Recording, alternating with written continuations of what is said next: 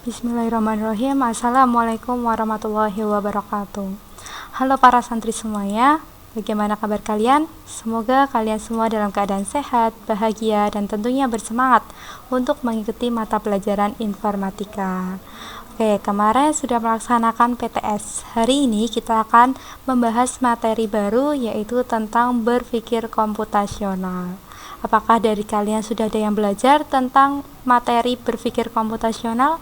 Semoga dari banyak santri kelas 7 sudah ada yang belajar tentang berpikir komputasional. Oke, kita langsung saja masuk ke materi. Apa sih itu berpikir komputasional? Nah, kalau dari gambarnya, berpikir komputasional itu bisa digambarkan seperti ini. Nah, kira-kira dari kalian apakah bisa menyimpulkan apa sih berpikir komputasional? Apakah yang menggunakan komputer? Nah, jadi berpikir komputasional itu adalah cara berpikir untuk menyelesaikan persoalan, yang mana cara penyelesaian itu jika dikembangkan dapat dilakukan oleh komputer. Nah, dengan demikian kita akan belajar bagaimana cara menyelesaikan berbagai persoalan dengan cara yang paling efektif dan efisien. Nah, contohnya di sini. Awalnya kalian pasti suka nih membuat kue di rumah, khususnya untuk yang mbak-mbak suka untuk membuat kue. Kalau membuat kue, kalian pasti mencari cara agar yang paling mudah dan paling enak kuenya. Nah, kemudian kalau bakat itu dikembangkan, nanti bisa kalian membuat sebuah produksi kue di UMKM. Nah, kalau cara membuat kue di rumah pasti akan berbeda di UMKM. Nah, pasti sudah ada alat yang lebih canggih ketika kita akan memproduksi kue di UMKM. Berbeda lagi ketika kalian sudah berhasil membuat sebuah perusahaan atau pabrik kue. Nah, kalau sudah di pabrik pasti nanti ada menggunakan mesin. Nah, dari mesin itulah yang kita proses dari awalnya cuman paling sederhana, kemudian berkembang dan menjadi sebuah mesin. Nah, mesin itu adalah hasil dari berpikir komputasional. Agar apa? Agar bisa efektif dan efisien dalam menyelesaikan pekerjaannya. Untuk itu, kita akan bahas subbab-subbab berpikir komputasional. Yang pertama, kita akan belajar tentang optimasi penjadwalan. Kalau kalian pasti taunya hanya jadwal di sekolah. Nah, di sini kita akan belajar tentang optimasi penjadwalan. Jadwal itu tidak hanya jadwal pembelajaran di sekolah, tapi lebih luas lagi. Nah, optimasi penjadwalan itu adalah berpikir komputasional umumnya mencari solusi yang optimal, yaitu solusi yang efektif dan efisien. Nah, manfaatnya kalau kita itu melakukan penjadwalan, kalian bisa terarah dan waktu kalian itu tidak terbuang sia-sia. Nah, itulah cara berpikir komputasional yang pertama, yaitu optimasi penjadwalan. Jadi kalian bisa harus ngelis jadwal-jadwalnya agar bisa efektif dan efisien dalam menyelesaikan permasalahannya.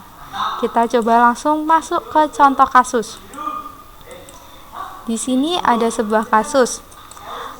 Bobo diminta oleh ayahnya untuk mengisi penuh 3 buah ember dengan air.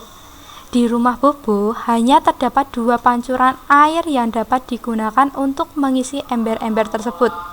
Untuk memenuhi 1 ember dengan air diperlukan waktu 1 jam.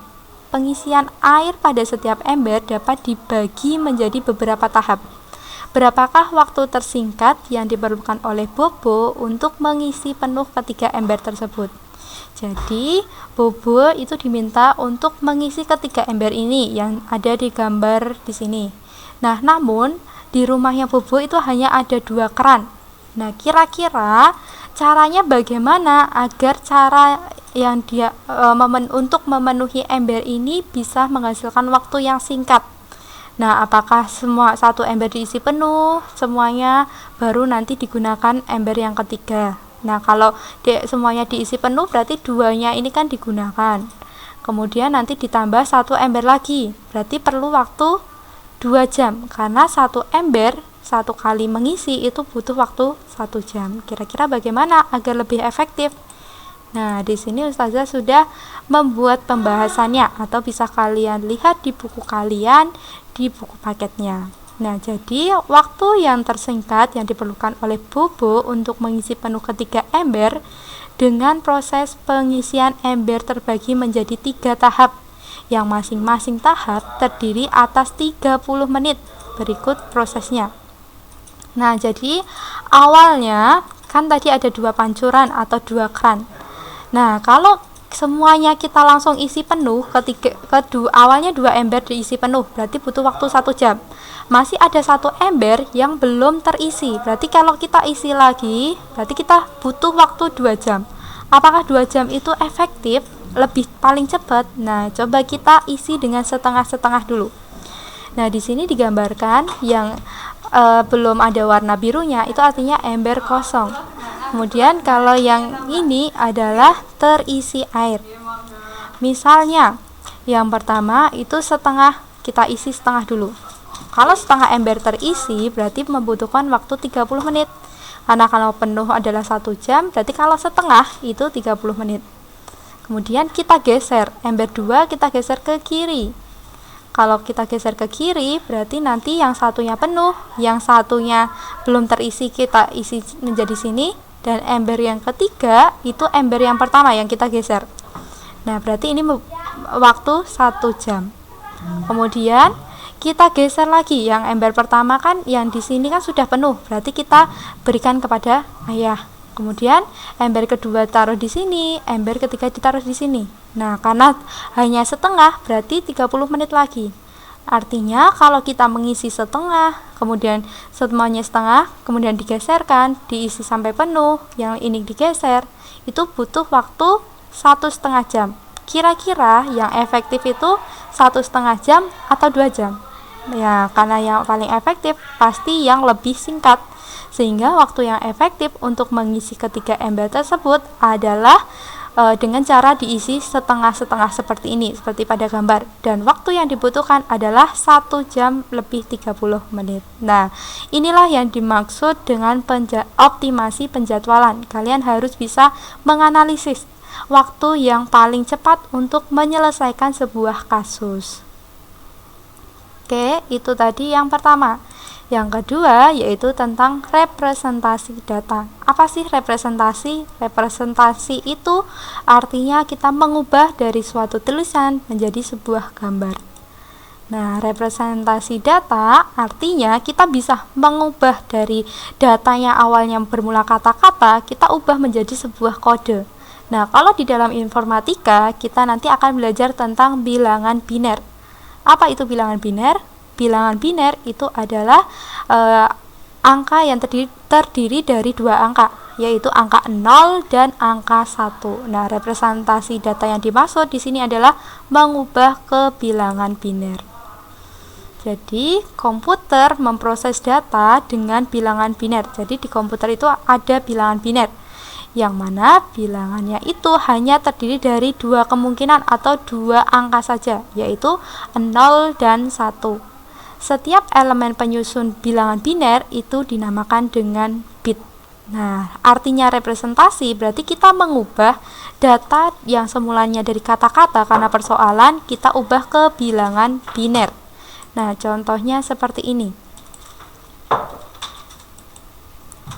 Pekan ini, Zoro sedang bertugas untuk mencatat peminjaman ruang kelas untuk kegiatan ekstrakurikuler yang dilaksanakan setelah jam pembelajaran selesai.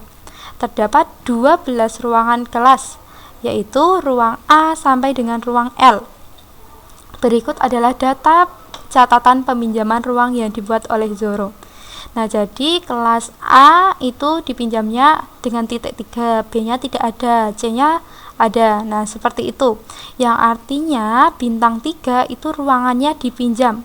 Jadi yang di sebelah kiri itu pada hari Senin, sebelah kanan itu hari Selasa. Kalau di bintang 3 atau titik-titik ini artinya dia dipinjam. Nah, di sini pertanyaannya adalah berapa banyak tempat ruangan yang tidak pernah dipinjam dari hari Senin maupun hari Selasa. Kita diminta untuk mencari kira-kira ruangan mana yang tidak dipinjam dari hari Senin dan hari Selasa itu. Nah, coba berarti bagaimana? Kalau lebih mudahnya kita akan merepresentasikan permasalahan tersebut ke bilangan biner, yang mana bilangan biner tadi kan terdiri dari angka 1 dan 0. Kita tulis 1 jika dia itu dipinjam ruangannya, kita tulis 0 jika ruangan tersebut tidak dipinjam. Nah, berarti bisa kita tuliskan untuk yang hari Senin, ruang A itu kan ada bintang 3, artinya dia dipinjam, kita tulis 1. Kemudian ruang B tidak ada bintangnya, artinya tidak dipinjam, kita tulis 0. Kemudian ini ada bintangnya, kita tulis 1. Kemudian D-nya 0, ini 0, ini 1, ini 1 ya kan. Kemudian 0, 0, 0, 0, 1, 0, 1, 0. Nah, begitu juga untuk yang hari Selasa. Yang ada bintangnya kita tulis angka 1. Di sini 1, 0, 0, 1, 0, 0. Kemudian ini juga ada 03 lagi ya, 03 lagi, kemudian 1, 1, 1. Nah, kita akan mencari dari hari Senin dan hari Selasa yang tidak dipinjam. Nah, karena kita sudah mengurutkan dari ruang A sampai ruang L, kita cari yang dia itu adalah 0 terus dari setiap hari Senin dan hari Selasa, atau ya atas dan bawahnya adalah angka 0, berarti dia itu tidak akan dipinjam. Berarti ada berapa banyak ruangan yang tidak dipinjam? Berarti kan ada 1, 2, 3, 4. Sehingga ada 4 ruangan yang tidak dipinjam dari hari Senin sampai dengan hari Selasa. Nah, begitu untuk cara representasi data. Kita buat ke bilangan biner jika permasalahan tersebut bisa kita modelkan dengan 2 kemungkinan, yaitu 0 dan 1. Oke, itu materi kita hari ini. Sekarang ada tantangan untuk kalian. Maksudnya apa tantangan itu? Jadi di sini ada sebuah persoalan yang mana kalian harus bisa menyelesaikan persoalan tersebut. Nah, silakan dibaca sendiri untuk tantangan ini. Nanti akan Ustazah bahas di grup WA masing-masing ya. Cukup sekian materi kita hari ini. Terima kasih telah menyaksikan video pembahasan berpikir komputasional. Oke, terima kasih. Mohon maaf apabila ada kesalahan. Wassalamualaikum warahmatullahi wabarakatuh.